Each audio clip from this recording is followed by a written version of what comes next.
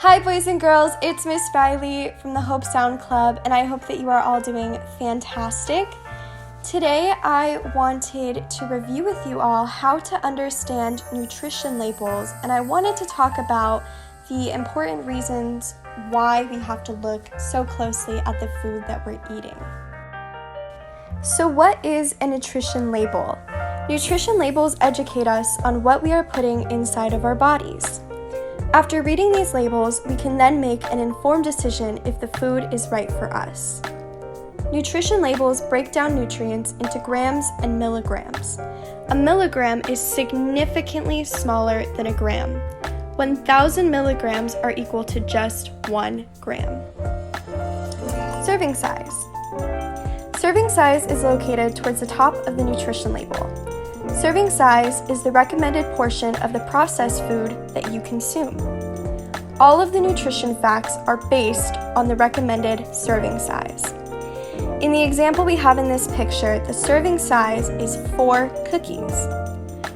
Per that serving, there are 220 calories, 110 coming from fat, a total of 12 grams of fat, 6 grams saturated, 0.5 grams trans fat, 10 milligrams cholesterol, 70 milligrams sodium, and so on and so forth. We're going to break down what each of those things mean later on.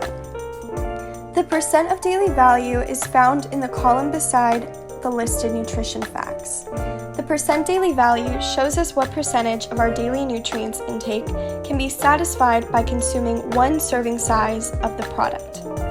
An important tip to remember is that the percent daily value is designed only for adults, unfortunately. Children still need to be consuming these nutrients, of course, but typically in lesser amounts than grown-ups need to. Ingredient lists. The ingredient list is located towards the very bottom of a food label. The ingredient list tells us what food items go into the processed food. Reading the ingredients list is so important. By reading the list, we can ensure that the product is healthy and does not contain anything that we are allergic to. Corn syrup, sugar, and high fructose corn syrup are ingredients to look out for as well. These 3 ingredients should only be eaten in moderation, as they are not healthy for our bodies in large amounts. Understanding calories. The human body burns calories on a daily basis through natural, involuntary body processes, such as breathing and pumping blood. Increased physical movement also leads to more calories burned. Eating food is a delicious way to replenish the calories we lose each day. There are 4 factors that influence the amount of calories that each of us need to be taking in each day. Age, height, current weight, and activity level all play part in how many calories a person is burning. Some calories are better than others. 100 calories of chocolate is not as healthy for you as 100 calories worth of strawberries. Strawberries are simply more nutritionally dense and full of antioxidants that keep your body feeling healthy. It is perfectly okay to enjoy chocolate, but only in moderation. There are 3 different types of fats. All can be found on the back of food labels. Unsaturated fat keeps our hearts healthy. Fish, avocados, walnut, and olive oils are all great examples of unsaturated fat. Saturated fat is found in animal products like meat and cheese. Saturated fat is okay, but only in moderation.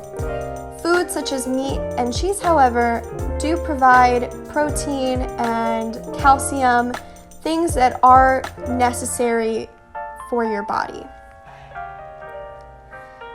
Trans fat can sneak into products like margarine, cake, and fried foods. Trans fat consumption can lead to heart disease over time. What is cholesterol? Cholesterol is necessary for your brain, skin, and other organs to carry out their daily functions. We all need a little cholesterol in our lives. High levels of cholesterol can become problematic, however, as they can build up against blood vessels over years, creating clogs. These clogs can then lead to heart attacks and strokes. There are good types of cholesterol and bad types of cholesterol.